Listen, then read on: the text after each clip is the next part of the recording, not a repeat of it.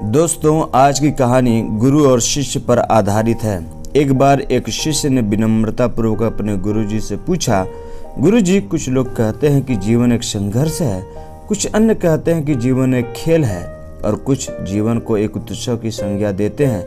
इनमें कौन सही है? गुरुजी ने तत्काल अपने बड़े ही धैर्यपूर्वक उत्तर दिया, पुत्र, जिन्हें गुरु नहीं मिला उनके लिए जीवन एक संघर्ष है, जिन्हें गुरु मिल गया उनका जीवन एक खेल है, और जो लोग गुरु द्वारा बताए गए मार्ग पर चलने लगते हैं मात्र वे ही जीवन को एक उत्सव का नाम देने का साहस जुटा पाते हैं।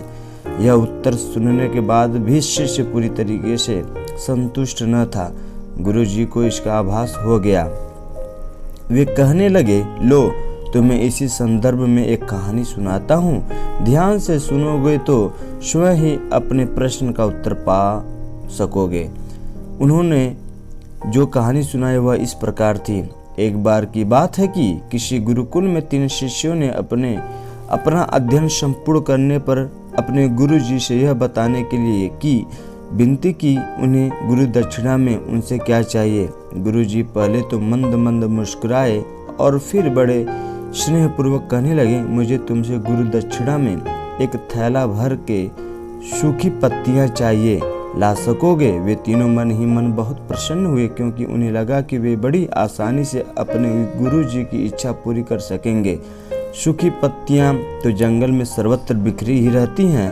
वे उत्साहपूर्वक एक ही स्वर में बोले, जी गुरु जी, जैसी आपकी आज्ञा।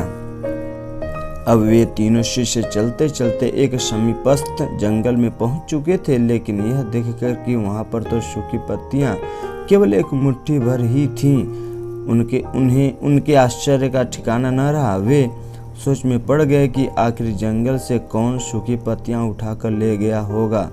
इतने में ही उन्हें दूर से आता हुआ कोई किसान दिखाई दिया। वे उसके पास पहुंचकर उससे विनम्रतापूर्वक याचना करने लगे कि वह उन्हें केवल एक थैला भर सूखी पत्तियां दे दे। अब उस किसान ने उनसे क्षमा याचना करते हुए उन्हें यह बताया कि वह उनकी मदद नहीं कर सकता, क्योंकि उसने सूखी पत्तियों का ईंधन के रूप में पहले ही उपयोग कर लिया था। अब वे तीनों पास में ही बसे एक गांव की ओर इस आशा से बढ़ने लगे थे कि हो सकता है वहां उस गांव में उनकी कोई सहायता कर सके। वहां पहुंचकर उन्होंने जब एक व्यापारी को देखा तो बड़ी उम्मीद से उससे एक थैला भर सूखी पत्तियां देने के लिए प्रार्थना करने लगे, लेकिन उन्हें फिर से एक बार निराशा ही हाथ आई, क्योंकि उस व्यापारी ने तो पहले ही कुछ पैसे कमाने के लिए सूखी पत्तियों के दोने बनाकर बेच दिए थे। लेकिन उस व्यापारी ने उदारता दिखाते हुए उन्हें एक बूढ़ी माँ का पता बताया जो सूखी पत्तियां एकत्रित किया करती थीं, पर भाग्य ने यहाँ पर भी उनका साथ नहीं दिया, क्योंकि वह बूढ़ी माँ तो उन पत्तियों को अलग अलग करके कई प्रकार की औषधि बनाया करती थी। अब निराश होकर वे तीनों खाली हाथ ही गुरुकुल लौट गए। गुरुजी ने उन्हें देखते ही स्नेहपूर्वक पूछा, पुत्रों, ले आए गुरु दक्षिणा? तीनों ने सर झुका लिया। गुरुजी द्वारा दोबारा पूछे जाने पर उनमें से एक शिष्य कहने लगा, गुरुदेव, हम आपकी इच्छा पूरी नहीं कर पाए। हमने सोचा था कि सूखी पत्तियां तो जंगल में सर्वत्र बिखरी ही रहती होंगी, लेकिन बड़े ही आश्चर्य की बात है कि लोग उनका भी कितनी तरह से उपयोग करते हैं। गुरुजी फिर पहले की तरह मुस्कुराते हुए प्रेम पूर्वक बोले, निराश क्यों होते हो? प्रसन्न हो जाओ, और यही ज्ञान की सूखी पत्तियां भी व्यर्थ नहीं हुआ करती, बल्कि उनके भी अनेक उपयोग हुआ करते हैं। मुझे गुरु दक्षिणा के रूप में दे दो।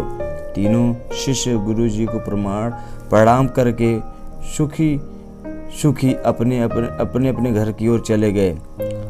वह शिष्य जो गुरु जी की कहानी एकाग्रचित होकर सुन रहा था, अचानक बड़े उत्साह से बोला, गुरु जी, अब मुझे अच्छी तरह से ज्ञात हो गया है कि आप क्या कहना चाहते हैं।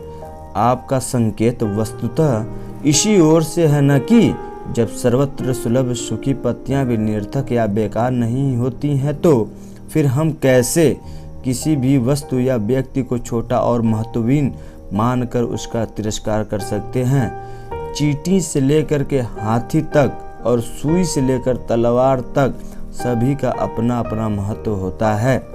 गुरुजी भी तुरंत ही बोले, हाँ पुत्र, मेरे कहने का भी यही तात्पर्य है कि जब हम भी किसी से मिले तो उसे यथा योग्य मान देने का भरसक प्रयास करें, ताकि आपस में स्नेह, सद्भावना, सहानुभूति एवं सहिष्णुता का विस्तार होता रहे और हमारा जीवन संघर्ष के बजाय उत्सव बन सके। दूसरे, यदि जीवन को एक खेल ही मान लिया जाए तो बेहतर ही होगा कि हम निर्विक्षेप, स्वस्थ एवं शांत प्रतियोगिता में ही भाग लें और अपने निष्पादन तथा निर्माण को ऊंचाई के शिखर पर ले जाने का अथक प्रयास करें। अब शिष्य पूरी तरह से संतुष्ट था। अंततः मैं यही कहना चाहता हूँ कि यदि हम मन, वचन और कर्म, इन तीनों ही स्तरों पर इस कहानी का मूल्यांकन करें तो भी यह कहानी खरी ही उतरेगी। सबके प्रति पूर्वाग्रह से मुक्त मन वाला व्यक्ति अपने वचनों से कभी भी किसी को आहत करने का दुस्साहस नहीं करता और उसकी यही ऊर्जा उसके पुरुषार्थ के मार्ग की समस्त बाधाओं को हर लेती है। वस्तुतः हमारे जीवन का सबसे बड़ा उत्सव पुरुषार्थ ही होता है, ऐसा विद्वानों का मत है। ऐसे ही कहानियाँ, ऐसे ही विचार मैं आपको डेली अपडेट देता रहूँगा। अगर आपको कहानी अच्छा लगा हो तो मेरे चैनल को सब्सक्राइब कर लीजिए, शेयर करना, लाइक करना मत भूलिए। मिलते हैं इसी तरह ऐसे ही वीडियो को लेकर के नेक्स्ट वीडियो में। तब तक के लिए नमस्कार। Thanks for watching.